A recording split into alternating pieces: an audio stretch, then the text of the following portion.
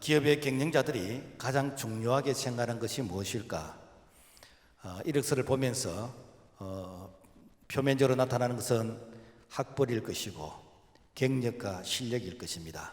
그런데 경영자의 마음은 이 경영자의 마음으로 일해 주기를 바라는 그런 일꾼을 찾고 있다라는 것입니다. 일꾼은 종업원이 아니고 근로자가 아니고 일꾼은 주인의 마음으로 일하는 이 사람이 진짜 일꾼이다라는 것입니다. 1930년대 석유를 통해서 세계 최대의 부자가 되었던 존 데이비스 록펠러는 자기의 모든 경영권을 누구에게 물려줬는가? 자기의 친아들이 아닙니다. 아치볼드라는 사람에게 물려줬는데 이분은 평사원으로 입사해서 그래서 전국을 다니면서 영업을 했는데, 그래서 지방에 가서 영업하다가 이렇게 하룻밤 숙박을 하게 되지면은 그 숙박 일지에다가 자기 이름 앞에 이런 회사의 선전 그 문구를 기록을 해 놓습니다. 한 통에 $4 스탠다드 오일. 그 회사의 그 선전의 그 문구를 늘 이렇게 소개하는 바로 이런 자세. 그래서 얼마나 회사를 사랑하는지, 그 회사를 그 사랑하는 그 마음이 바로 이렇게 그 경영자 록펠러에게까지 마음이 감동이 되어졌고, 그래서 자신의 모든 경영권을 아치볼드에게 물려줬다라는 그런 일화가 있습니다. 우리 하나님도 경영자이십니다. 이사야 14장 27절 만군의 여호와께서 경영하실선저. 교회는 하나님의 나라의 경영의 현장인 것입니다. 하나님은 교회를 경영하시기 위해서 일꾼을 찾고 계신다라는 것입니다. 그래서 그 일꾼은 내가 일꾼입니다라고 해서 일꾼이 되는 것이 아니고 하나님의 마음에 합한 자, 즉 하나님의 마음에 합한 자로서 하나님의 마음을 헤아려서 일하는 바로 그 자가 일꾼이다라는 것입니다. 제가 이 말씀을 준비하면서 저 자신에게 한번 돌아봤습니다. 앞으로 2030년이 되어지면은 우리 교회도 바로 담임의 후계자가 이제는 목회를 하게 될 것인데, 누구에게 바로 이 담임의 후계자를 물려줄 것인가? 일반적으로 교회들이 이력서를 받아서 설교 한두 번 듣고 이렇게 해서 결정을 하는 것은, 이것은 큰 모험이고 이것은 도박과 같은 것이다.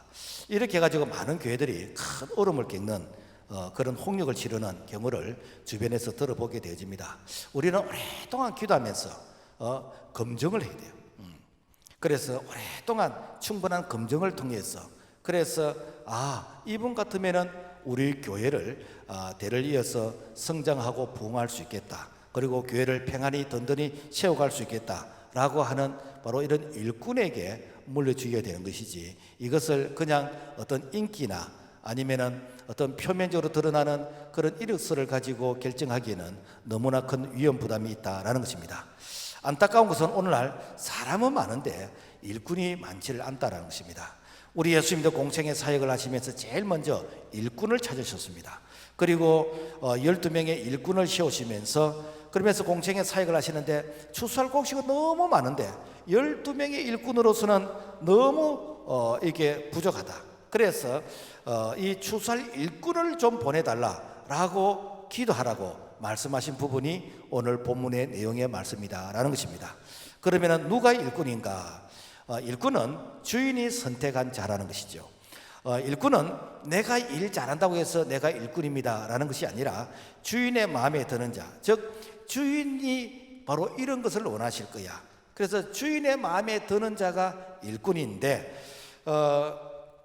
우리 예수님께서 그 사람의 영혼은 차별하지 않으셨습니다만은 일꾼은 차별하셨어요. 우리가 마가복음 3장 13절의 말씀 보면은 또 산에 오르사 자기가 원하는 자들을 부르시니 나온지라. 아무리 사람이 많아도 예수님께서 그 스카우트 하시는 분, 너는 나를 따라오너라, 너는 나를 따라오너라 라고 하면서 그 스카우트해서 예수님께서 그 일꾼을 세우시고, 그리고 그 일꾼을 이제는 자기 곁에 두게 하셨다라는 것입니다. 세상에서는 제자가 스승을 선택을 합니다. 그래서 내가 어느 스승을 모시고 내가 무엇을 배워야 되겠다라고 해서 자기의 출세와 자기의 어떤 이익을 위해서 스승을 선택합니다만은, 우리 예수님께서는 두루 다니면서 자기가 원하는 자들을 이렇게 불러서 나를 따르라 라고 말씀하셨습니다. 그래서 예수님께서 나를 따르라고 말씀하실 때는 예수님께서 그 제자들을 부르실 때 좀 공통적인 부분이 있습니다. 그거는 무엇인가? 자기 일에 열심히 하는 자, 자기 일에 최선을 다하는 자를 부르셨다는 거죠. 다른 말로 하면 내가 놀고 있는 자, 팔이 날리고 있는 자를 부르신 것이 아니라 정말 최선을 다하는 그런 자를 부르셨다. 우리가 잘 아는 베드로, 안드레, 야고보, 요한은 한 동네 고기를 잡는 그런 어부들이었습니다. 예수님께서 그 어부를 부르시면서 나를 따라오너라, 내가 너희로 사람을 낚는 어부가 되게 하리라 라고 하면서 그들이 고기 잡는 그 직업에서 방향을 바꿔서 사람을 낚는 어부로 이렇게 가치관을 바꾸셨다라는 것입니다. 그래서 마가복음 1장 17절 나를 따라오는 내가 너희로 사람을 낚는 어부가 되게 하리라. 예수님은 이제 자기 제자를 부르시면서 그 하던 일에서 방향을 바꿔서 너는 이렇게 가치관만 바꾸면 훌륭한 일꾼이 될 수 있다라고 하면서 가치관을 바꾸셨는데, 우리가 잘 아는 이 마태, 우리를 마태라고 세리 마태라고 그러잖아요. 이분은 세간에서 소위 그 공무 일을 하는, 지금 말하면은 세간 공무원의 그런 일을 했습니다. 그 예수님께서는 그 마태를 불러서 그 마태의 그 행정력을 통해서 신약 성경 마태복음을 기록하게 하셨는데, 그 마태복음이 신약 성경에 가장 최초로 기록된 주님께서 이 마태를 바로 이렇게 방향을 바꿔서 이용을 하셨다라는 것입니다. 우리가 2002년 월드컵 영웅 히딩크 감독을 다 기억을 하실 것인데, 히딩크 감독이 이렇게 통역자를 대동해 가지고 이 박지성 선수를 만나게 됐습니다. 당시 이 박지성 선수는 아무도 알아주지 않는, 우리 국내 감독이 이 박지성 선수에서 아무도 눈독을 들이지 않는 그런 무명의 선수였습니다. 그런데 히딩크 감독이 박지성 선수에게 이 자네는 아주 정신력이 아주 특별하기 때문에 앞으로 훌륭한 선수가 될 수 있을 것 같네 라고 하는 그에게 어떤 희망의 메시지를 전했습니다. 감독의 이 말 한마디에 스카웃되어서, 그래서 박지성 선수는 팽발이에요. 우리가 보통 팽발은 오래 못 뛴다 그러잖아요. 그 팽발인데도 불구하고 영국의 그 프리미어 리그 맨유에 진출해서 그야말로 지칠 줄 모르는 기관차 같이 열심히 뛰면서 동양인으로서, 우리 한국인으로서 영국에서 좋은 그런 선수의 이미지를 남긴 자가 바로 박지성 선수인 것입니다. 주님은 무명의 사람인 우리를 부르셔서 우리를 추수꾼의 사명으로서 우리를 세우셨다라는 것입니다. 주님이 우리를 부르시지 않았다면 지금쯤 우리는 어디에선가 아무도 나를 알아주지 않는 그냥 평범한 이웃집 아저씨, 평범한 직장인의 한 사람으로서 내가 살아가야 될 것인데, 그야말로 별로 중요하지도 않는 우리를 불러서 주님께서 우리를 추수꾼의 일꾼으로 우리를 부르시던 이 사실 하나만 가지고도 우리가 평생에 감사하고 우리가 영광스러운 이 귀한 사명을 감당하는 우리 모두가 되어야 될 줄로 믿습니다. 그 다음에 이 일꾼은 주인의 일을 하는 자이다 라는 것입니다. 우리가 일반적으로 사람은 세 종류의 사람이 있다 그러잖아요. 시키는 일만 하는 사람, 또 시켜도 안 하는 사람, 또 시키지 않은 일을 주인의 마음을 헤아려서 일하는 사람. 우리가 이렇게 분류를 한다면은, 만약에 내가 경영자라면은 여러분은 어떤 사람을 참 이렇게 스카우트해서 일꾼으로서 여러분께서 부르시겠습니까? 일꾼은 자기가 하고 싶은 일을 하는 것이 아니라 주인의 마음이 이런 마음일 거야, 주인은 말씀은 안 하지만은 이걸 원하고 계실 것이야 라고 하면서 주인의 마음을 헤아려 일하는 바로 그런 자가 일꾼이다 라는 것입니다. 제가 우리 집에 아들에게 늘 그런 얘기를 합니다.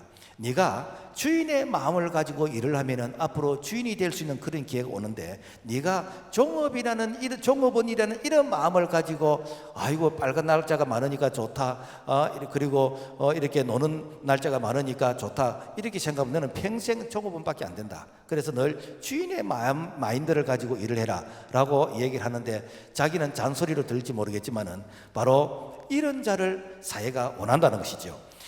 일제시대에 남의 집에 머슴살이를 하는 한 청년이 있었습니다. 그 청년은 주인이 시키지 않은 그 요강을 닦아서 늘 주인에게 이렇게 참 신선한 그런 이 기분으로서 사용할 수 있도록 그렇게 제공을 하는 것이에요. 뭐 요즘 젊은 사람은 요강이 뭔지를 잘 모를 겁니다.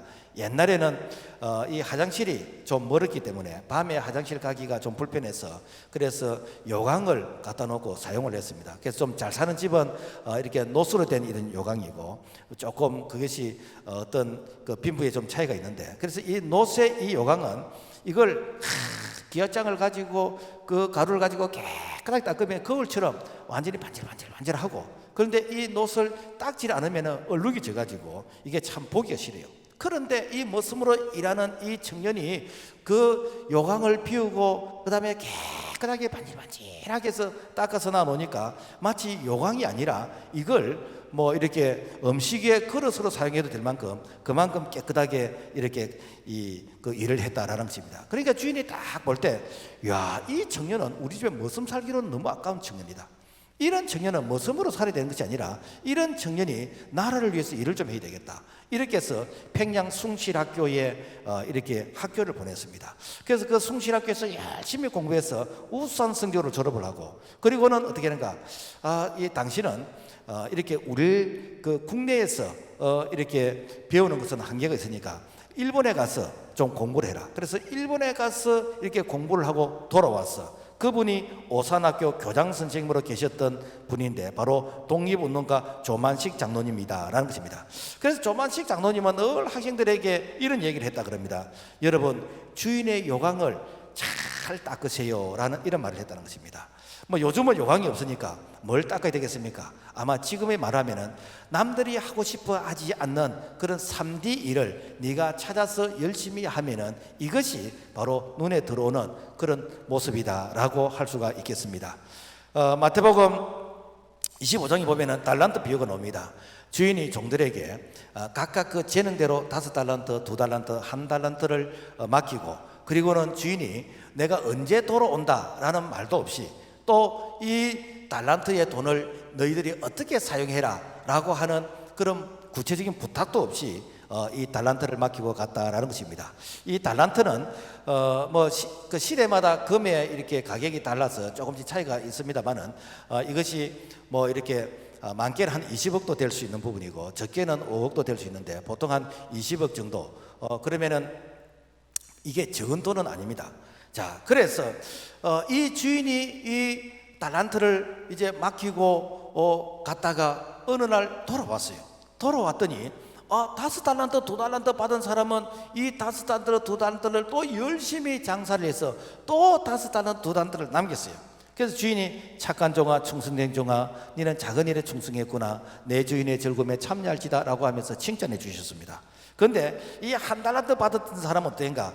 주인이 저기 멀리 여행을 갔을 때 이 1달란트를 땅을 파고 그 속에 이렇게 묻어두었습니다.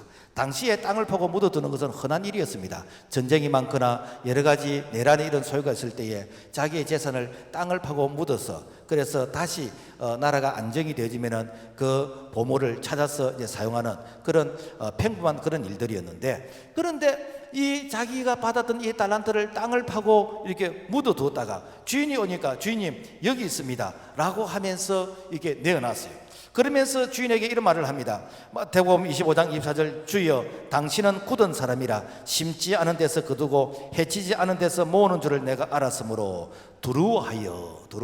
응? 그래서 이 1달란트 받은 사람은 주인의 마음을 평소에 정확하게 몰랐다는 것이죠. 다른 말하면은 내가 주인에 대해서 관심도 별로 없었고, 그리고 주인이 뭘 원하는지에 대해서 내가 평소에 알지도 못하고, 우리 주인님은 무슨 분이야? 우리 주인은 이 돈을 이렇게 장사를 해가지고 까먹으면은 아마 책임을 물을 것이야. 그렇기 때문에 이 돈을 그대로 땅에 묻어두다가 주인이 오니까 그대로 내어놓는 바로 이런 모습인데, 그런데 주인은 이 1달란트를 땅에 묻었다가 다시 가져온 그 사람을 향해서 뭐라고 말하면 악한 종아, 게으른 종아 라고 하면서 책망을 했습니다. 왜 그렇게 책망했는가? 평소에 너는 주인의 마음을 알고 싶어 하지도 않았고 주인의 마음을 너무도 모르면서, 지금 말하면은 네가 시간 때우기로 일을 하고 건성으로 일을 하고 네가 대충대충 일을 했다라는 것입니다. 여러분, 우리가 이렇게 주일을 할 때 우리가 어떤 마음으로 일하게 되어집니까? 우리가 주님의 마음을 잘 모르고, 또 주님께서 이렇게 교회를 위임한 참 담임 목사님의 마음이 무엇일까라는 부분을 잘 모르게 되지면, 어쩌면 우리는 주님께서 우리에게 주신 이 달란트가 있는데, 이 달란트는 재능이거든요. 또 하나님께서 우리 각 사람에게 주신 이런 특별한 그런 어떤 지식이랄까, 어떤 이런 요소들인데, 그런데 이것을 땅을 파고 이렇게 묻어두게 되어지는, 이것을 활용하지 않는, 이것을 사용하지 않는 바로 이런 모습이 되어진다면은, 주님께서 언젠가 우리에게 회개할 때에 너는 게으른 종이다, 너는 악한 종이다 라고 하면서 그야말로 책망받는 그런 모습이 아니라, 우리는 평소에 정말 주님의 마음을 잘 알고, 평소에 정말 이게 주인의 마음을 잘 알아서 칭찬받는 그런 우리 모두가 되기를 주의 이름으로 부탁을 드립니다. 사무엘상 16장의 말씀 보면은 이 선지자 사무엘이 이새의 가문에서 이스라엘의 2대째 왕을 세우기를 원합니다. 그 첫째 왕이 이제 사울 왕이잖아요. 그래서 하나님께서 이 사울 왕에게 나는 너를 왕 세운 것을 후회한다. 그래서 그 이후로 이제는 2대째 왕을 세우기를 원하시는데, 이 이새의 집에는 8명의 아들이 있습니다. 그 8명의 아들 가운데서 이 아버지가 막내를 빼고 다 추천을 합니다. 그래서 당시에는 뭐 이렇게 일이 양을 치는 것이 일이었거든요. 그래서 이 막내는 자기는 부름을 받지 않았으니까 이 들에서 양을 치고 있는데, 그 형들은 이제 이스라엘의 왕이 되기 위해서 지금 말하면은 면접을 보게 됩니다. 그래서 첫째, 둘째, 셋째, 넷째, 다섯째, 여섯째, 일곱째 면접을 보는데 하나님께서 아니라는 거예요. 감동을 안 주시는 거예요. 그래서 아들이 이것밖에 없습니까? 라고 물어보니까 지금 저기 막내가 저 들에서 양을 치고 있다고. 그래서 이 8번째 아들을 데리고 오지 않으면은 내가 이렇게 음식을 먹지 않겠다고. 그러면서 그 8번째 아들에게 기름을 부은데, 그 아들이 누군가? 다윗입니다. 그렇다면은 뭐 때문에 하나님께서 그 8번째 아들 다윗에게 기름을 부었을까? 그 이유가 무엇일까? 뭐 오늘날에는 이제 법적으로 이렇게 자녀들에게 공평하게 재산을 이제 상속해주는 그런 부분이 있습니다만은, 사실 우리나라 몇십 년 전까지만 해도 재산이 있다면은 뭐 큰 아들에게 거의 다 물려주고, 뭐 조금 국물이 뛰어간다면 둘째 아들, 셋째 아들, 뭐 막내에게는 국물도 없습니다. 그 시대는 더 그랬어요. 그러니까 아버지의 이런 모든 양의 이 재산이 사실은 아버지의 것이고, 또 아버지가 돌아가시면은 큰 아들에게 다 물려주는, 그러니까 막내 8번째 아들에게는 국물도 없어. 그럼에도 불구하고 이 다윗은 마치 이 양이 내 양인 것처럼, 그야말로 나의 이 소유의 재산인 것처럼 최선을 다해서 양을 치는 것이에요. 심지어는 사자가 와서 그 양을 물고 갈 때 사자 이빨 속에 있는 양을 끄집어낼 정도로, 그리고 동시에 하이에나나 늑대가 이렇게 양을 습격해 올 때 어떻게 하면 내가 양을 지킬 것인가, 그때 개발한 것이 물맷돌이요. 이렇게 양을 지키는데 생명을 다해서, 목숨을 다해서, 그리고 자기 재능의 달란트를 다 사용해 가면서 이렇게 양을 지키던 그 다윗의 모습, 하나님이 딱 보실 때는 이야, 다윗 정말 멋있다. 이 다윗에게 내가 방장만 바꾸면 되겠구나. 양을 위해서 목숨을 이렇게 다해서 지키는 그 마음을 내 백성을 맡겨주면 얼마나 잘 돌보겠는가. 이렇게 해가지고 사실은 이 다윗에게 양 대신 이제는 자기 백성을 이렇게 맡겨주시면서, 그러면서 이스라엘 역사에서 전무후무한 위대한 이렇게 참 왕으로서 쓰임을 받게 되었다라는 것입니다. 지금도 이스라엘 사람들은 그 다윗의 그 별을 이렇게 그리워하면서 그 다윗과 같은 이런 메시아가 오기를 바로 기다리고 있는 것이 바로 이스라엘이고, 그리고 다윗은 이 하나님의 마음을 알았기 때문에 자기는 늘 하나님 앞에서 나는 양입니다. 여호와가 나의 목자 되어 달라고 하면서 일평생 동안 하나님의 마음을 이렇게 흐뭇하게 해드린 자가 바로 이렇게 다윗이다라는 것입니다. 자, 그렇다면은 일꾼의 사명은 무엇일까? 일꾼은 추수밭을 볼 수가 있어야 되는 거예요. 오늘 마태복음 9장 37절 말씀 보면은 이에 제자들에게 이르시되 추수할 것은 많되 일꾼이 적으니. 자, 주님께서는 그냥 단순히 뭐 낫을 가지고 곡식을 추수하는 그런 추수를 생각하는 게 아닙니다. 성경에 나오는 이것은 다 비유적인 그런 말씀으로서 이 곡식을 추수하는 이 추수를 통해서 영적인 추수를 바라보고 있는 것이죠. 그렇다면은 오늘 우리에게 이 영적인 추수밭은 얼마나 될까? 전 세계 인구를 한 70억 명 정도로 이렇게 봅니다. 그렇다면은 그 중에서 전 세계 기독교인들은 얼마나 정도 될까? 제가 이렇게 데이터를 보니까 한 21억 정도 되어지고, 이슬람은 한 13억 되어지고, 그 다음에 종교가 없는 무교가 한 11억 정도 되어지고, 힌두교가 한 9억 명, 유교가 한 3억 9천 명, 불교가 한 3억 7천 명. 그런데 여기서 중요한 것은 약 한 49억이나 되는 이 사람들은 예수를 모르고 산다는 거예요.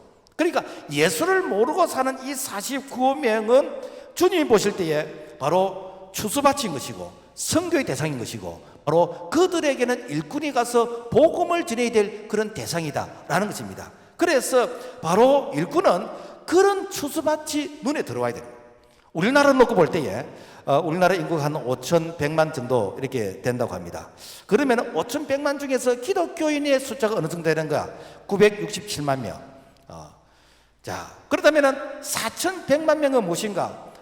예수를 모르는 사람이요. 다른 말로 하면 구원받아야 될 대상인 것입니다. 그들은 추수밭인 것입니다. 그러니까 4,100만, 즉 4명 중에 1명은 추수해야 될 것 추수밭으로서 이것이 내 눈에 들어오는 것이 무엇인가? 일꾼이라는 것입니다. 우리가 이 장류 지역을 놓고 보면은 장류의 이 뒤산, 교회가 있는 뒤산은 구람산인데 조금 저쪽으로 가면은 저 건너편에 산을 갖다가 이게 불모산이라 그럽니다. 불모산은 뭔가 하면 불교의 어머니 산이다 그런 뜻입니다. 그래서 불교가 이쪽으로 들어와서 그래서 합천의 인사, 통도사 이쪽으로 이렇게 전파되었다는 그런 그 설이 있고, 그래서 불교계에 소위 말해서 무당이나 이런 사람들은 키 받기 위해서 이 장류사로 온다 그런 얘기를 들은 적이 있습니다.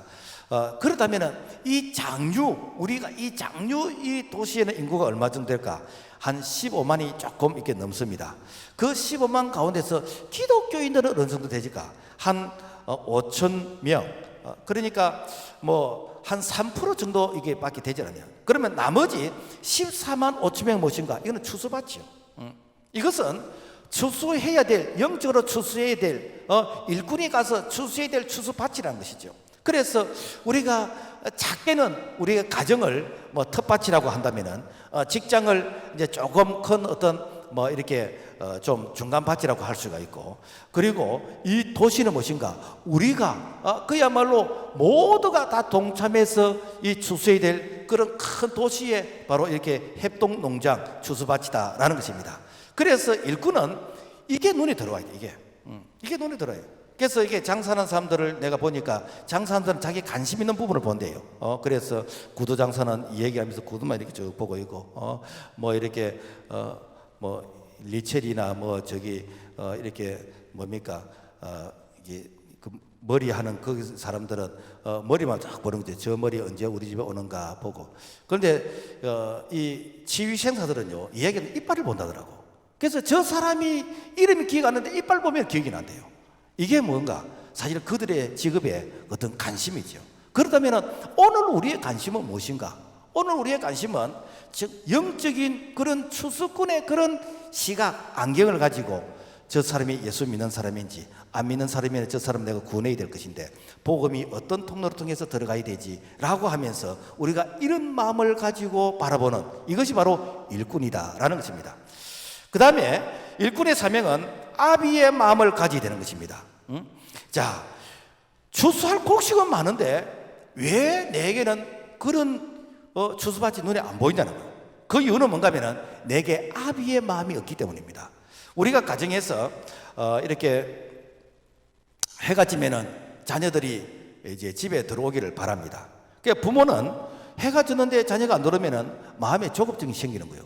그리고 7시, 8시, 9시가 됐는데도 불구하고 자녀가 안 들어온다. 그러면은 크게 전화를 합니다. 아는 친구 집에도 전화를 하고 여기저기 전화를 하고, 만약에 하루가 됐는데도 안 들어온다. 그러면 경찰에 신고하면서 어떻게든지 자녀를 찾기 위해서 애를 쓸 겁니다. 그런데 이 자녀는 친구 집에 놀다가 뭐 연락도 안 하고 그래 늦게 집에 들어오는 거라. 그러면 엄마 아빠는 막 야단이 나는데, 그런데 자녀는 좀 시무룩합니다. 뭐 연락 안 할 수도 있지요. 이게 뭔가 아비의 마음과 그리고 자녀의 그런 차이라는 것입니다.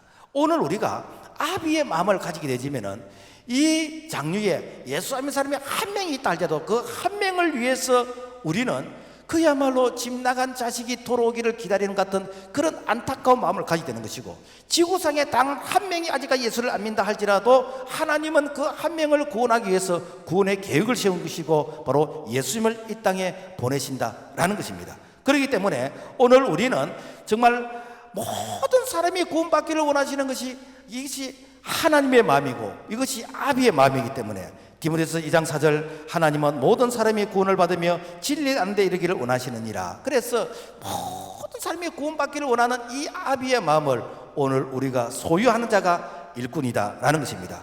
뿐만 아니라 한 사람도 지옥 가는 것이 이렇게 원하지 않는 부분이 바로 아비의 마음인데, 마태복음 18장 14절, 이 작은 자 중에 하나라도 잃는 것은 하늘에 계신 너희 아버지의 뜻이 아니니라. 자, 그러면은 한 사람도 지옥 가는 걸 원하지 않아요. 그러면 오늘 우리가 똑딱하는 이 순간에 1초에 한 76명 정도가 세상을 떠난대요. 그러면은 그 76명 중에서 하나님을 모르고 그야말로 참 지옥으로 가는 사람이 있을 때에 우리가 그 안타까운 마음을 가슴속에 품는 거, 이게 무엇입니까? 이게 아비의 마음이에요. 누가복음 15장에 보면은 예수님께서 아비의 마음을 잘 표현해 놨는데 100마리의 그 양이 있는데 그 양 중에서 양 한 마리를 잃어버렸어. 그래서 99마리를 안전한 곳에 두고 그 한 마리를 찾기 위해서 그야말로 이렇게 낭떠러지 그리고 이렇게 계곡을 향해서 그 찾으면서 그 찾은 양을 가슴에 품고 와서 참 기뻐하는 이런 모습, 이것이 무엇인가? 바로 아비의 마음이다라는 것입니다. 그러니까 주님은 지금도 그 잃어버린 한 마리 양을 찾기를 원하시고 그 잃어버린 그 양을 찾는데 우리를 일꾼으로 대신해서 보내시는 바로 이 부분이 주님의 마음이고 오늘 일꾼인 우리가 실천해야 될 마음인 줄로 믿습니다. 주님이 이 땅에 오신 목적은 영혼 구원을 위해서 오셨습니다. 마가복음 1장 38절, 우리가 다른 가까운 마을들로 가자. 거기서 또 전도하리니 내가 이를 위해서 와노라. 우리 예수님께서 이 땅에 오신 목적이 무엇인가? 바로 영혼 구원을 위해서 이 땅에 오셨어요.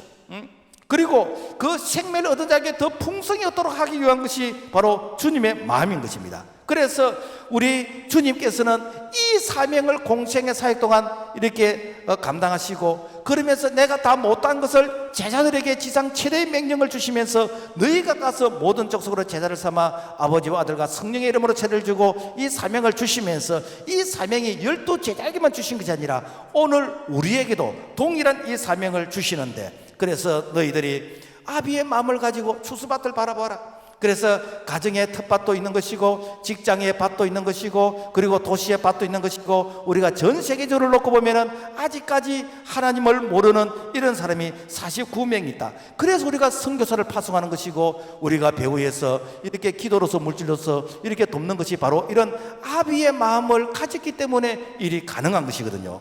그러므로 오늘 우리가 정말 이 아비의 마음, 이 추수꾼의 일꾼의 이 마음을 우리 모두가 다시 한번 이렇게 가슴에 이렇게 품고 이 사명을 감당할 수 있기를 주의 이름으로 부탁을 드립니다. 자, 그래서 이 일꾼은 종말의 때를 준비하는 것이죠. 추수를 하면은 알곡과 쭉정이가 나눠지게 됩니다. 뭐 요즘은 이렇게 뭐 탈곡기를 통해서 이렇게 하니까 뭐 옛날 그 추수하는 방법을 모르는데, 옛날에 좀 재래식 방법을 할 때는 이렇게 바람에 이렇게 날리기도 하고 키질을 하잖아요. 그래서 마태복음 3장 12절의 말씀 보면은 손에 키를 들고 자기의 타작마당을 정하게 하사 알곡은 모아 곡간에 들이고 쭉정이는 꺼지지 않는 불에 태우시리라. 자, 그래서 이 우리 인생도 추수할 때가 옵니다.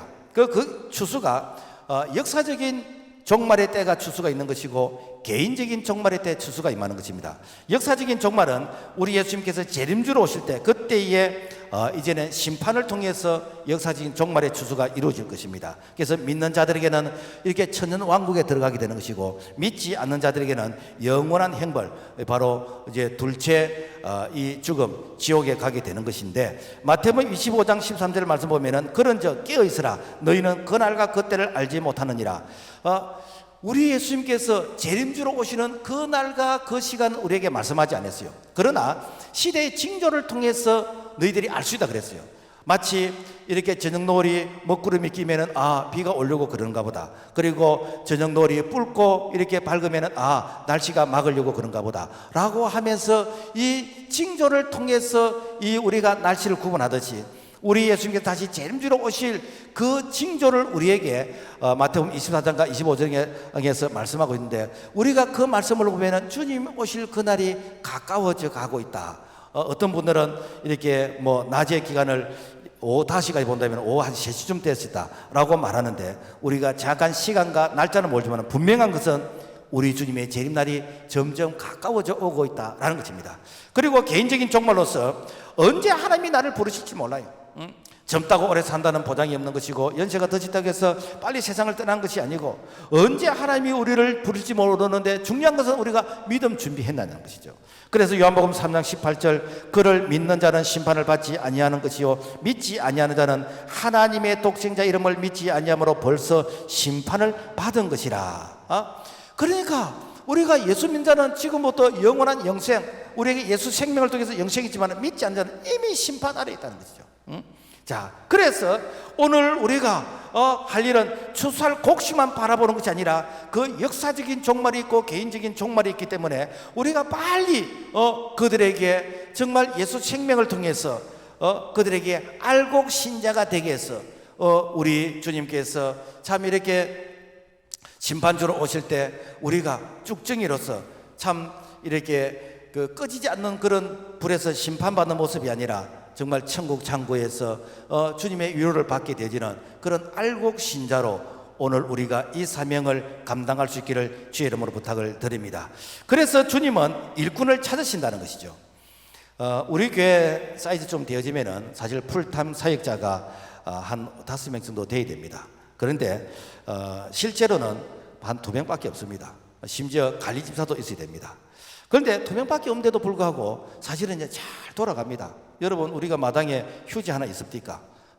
교회에서 새벽기도 차량 탁 돌아가면서, 심지어 여집사님들이 운전하면서 권사님들이 여권사님들 운전하면서 새벽기도 차량도 이제 운전하고 있고, 사실은요 그야말로 이게 그 톱니바퀴가 돌아가듯이 너무나 잘하고 있습니다.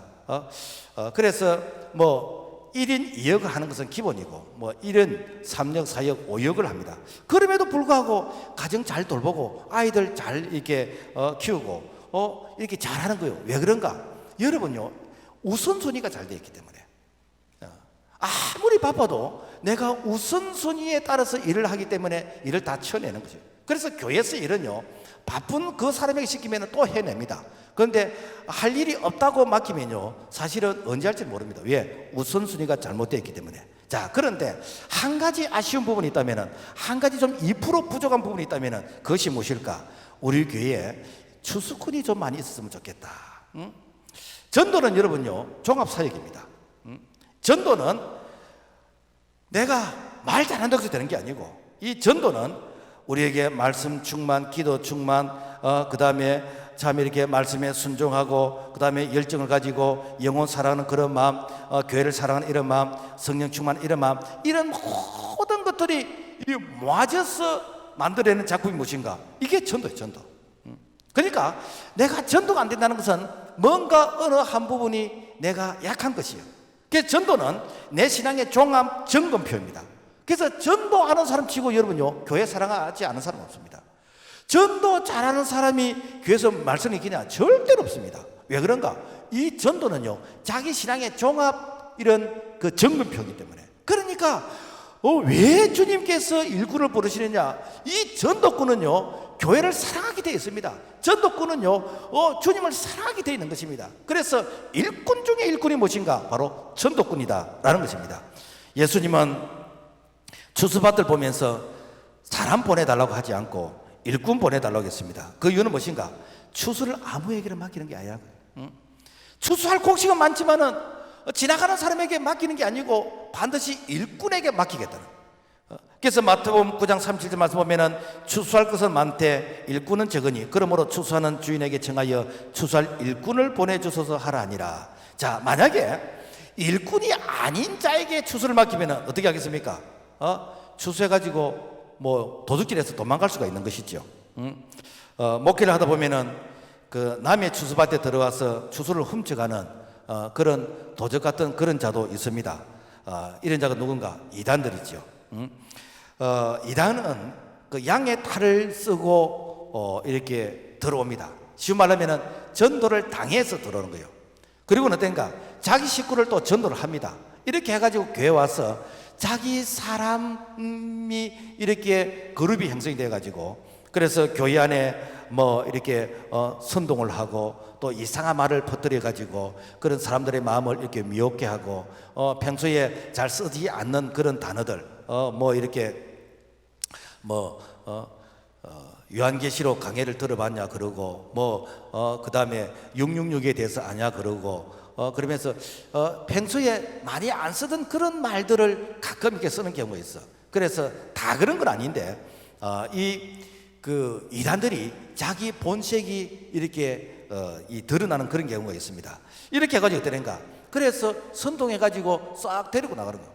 그래서 서울에 저 인천에 아주 그 큰 교회는 이 추수꾼 그러니까 이단들이 추수꾼으로 이렇게 위장해서 들어와가지고 한 350명을 데리고 나가는 그런 경우도 있고 작은 교회는 그야말로 이단에게 완전히 이렇게 그 접수가 되어지는 그런 경우도 있다라는 것입니다. 그래서 우리가 다 의심할 필요는 없는데 꺼진 불도 우리가 다시 봐야 될 것은 우리 속에 혹시라도 이렇게 참 이리가 양의 탈을 쓰고 온 그런 추수꾼이 있지는 않는지 우리가 늘 좀 긴장한 상태에서 볼 수 있어야 된다라는 것입니다. 그 다음에는 싹군 목자가 있어요. 싹군 목자. 이 싹군 목자는 무엇인가? 이 싹군 목자는 이렇게 자기가 어디 가면은 교인들을 데리고 가는 거예요. 데리고. 그래서 사도 바울이 나는 남의 터 위에 이렇게 교회를 세우지 않겠다 그랬는데 남의 교인 데려가서 자기가 이렇게 교회를 세우는 이런 경우 이거는 주님이 원하시는 게 아니거든요. 그러나 항상 끝이 안 좋아요. 왜 그런가? 그거는 방법이 바로 정당하지 않았기 때문에 그런 싹군 목자가 있고 또 싹군 전도꾼이 있습니다. 이 싹군 전도꾼은 뭔가 하면 이거는 자기가 전도하면은 자기 삶을 만드는 거예요. 우리가 전도하면은 교회 공동체의 교인인 것이고 그리고 주님의 말씀을 통해서 양육을 받아야 되는 것이고 그리고 전체적인 관리는 이렇게 위임된 단임 목사가 해야 되는데 자기 사람이라 그러니까 자기가 시험이 들면 따라서 시험 들고 자기가 교회 나면 따라서 안 오고 자기가 어디 가면 따라서 가고 이거는 무엇인가? 이거는 바로 싹군 전도꾼이다라는 것입니다. 그래서 주님은 이런 싹군 목자 싹군 전도꾼이 많기 때문에 그래서 내가 일꾼을 찾는다는 것입니다. 그 주님은 가장 신뢰할 수 있는 자에게 이 추수를 맡기는 것이죠. 그래서 정말 이 추수를 할 때에 주님의 마음을 가지고 추수할 수 있는 그런 일꾼을 보내달라라고 이렇게 기도하라고 그런 것이에요. 그래서 여러분요, 일꾼은 정말 자기 시간 들여서 물질 들여서 참 이렇게 전도하다 보면은 자존심도 상하고 그렇게 하지만은 한 영혼을 구원하는 한 영혼을 이렇게 탄생시키는 일에 해산의 수고를 하면서 이렇게 그 영혼 구원을 위해서 힘을 쓰고 애를 씁니다. 그런데 왜 오늘 우리가 이게 일꾼이 적냐? 여러분요, 세상적인 관점에서 보면은 우리가 교회 일 열심히 하고 우리가 전도 일 열심히 하는 거 이것이 전부 다 이게 낭비로 느껴집니다. 여러분 생각해 보세요. 내가 일주일 동안 열심히 회사에서 내가 일하고 직장에서 일하고 내가 주일날 교회 봉사하고 그것도 주중에 와서 내가 이렇게 교회 봉사하고 봉사하는 것만큼 시간을 내가 이렇게 낭비되는 것이고 내가 몸이 피곤한 것이고 내가 지갑도 열이 되는 것이고 내가 여러 가지 사실은 피곤한 것입니다. 이렇게 한다 해가지고 내게 돌아오는 것이 뭐가 있느냐? 돌아오는 것이 없어요.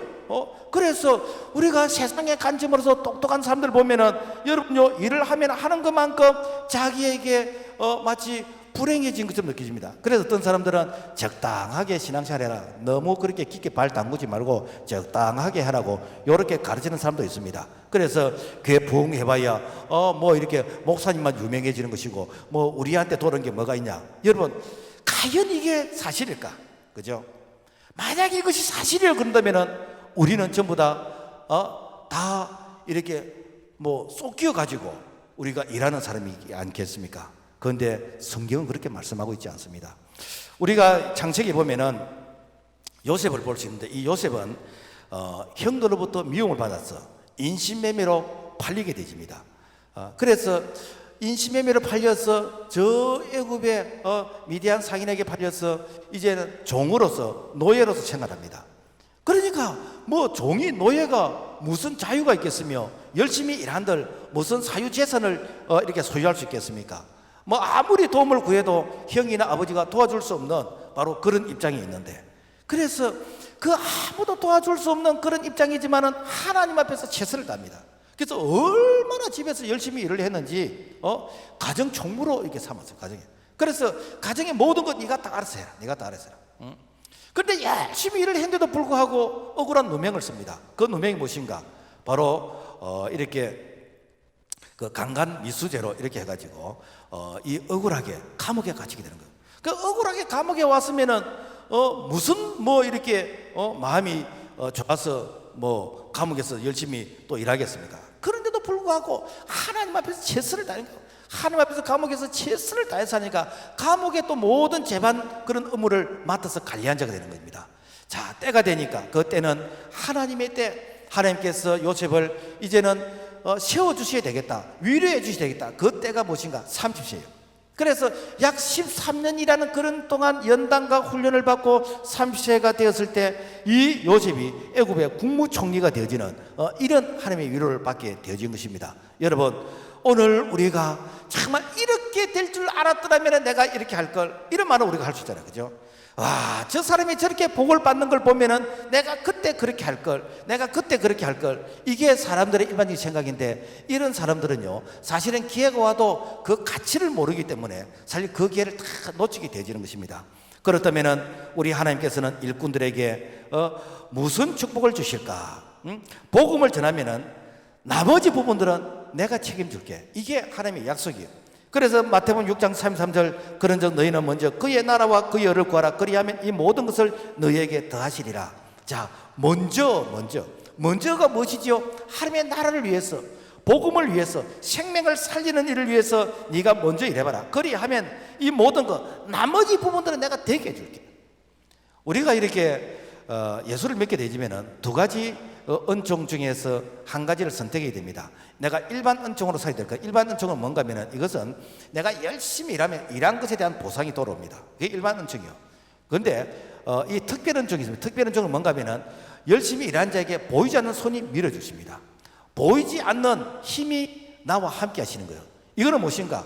내가 비록 가방끈이 짧고 내가 조금 이렇게 경제 즉 능력이 좀 부족하고 내가 조금 이렇게 뭐가 있다 할지라도 플러스 알파 하나님께서 밀어주시면은 그러면 어디가 되는 것이요. 그러니까 네가 하나님의 나라를 위해서, 복음을 위해서 네가 수고해봐라. 그리하면은 내가 플러스 알파로 내가 너를 도와주마. 이것이 무엇인가? 특별한 중이에요.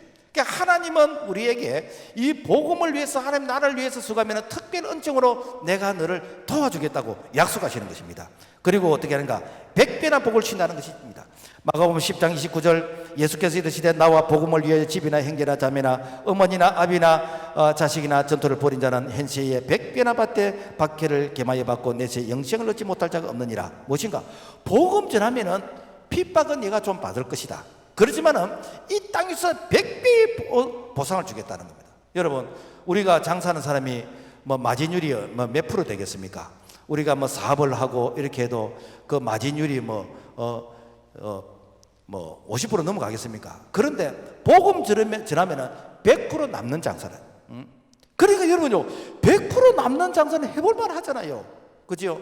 그러니까 우리가 복음 전하면 어떻게 한가? 내가 내게 네가 내 때문에 그래서 네가 지갑을 열었다고, 네가 내 때문에 네가 손해를 보았다고, 네가 내 때문에 자존심이 상했다고, 네가 내 때문에 그래서 이런 게 많다고 내가 100배로 너에게 보상을 해주마. 이게 무엇입니까?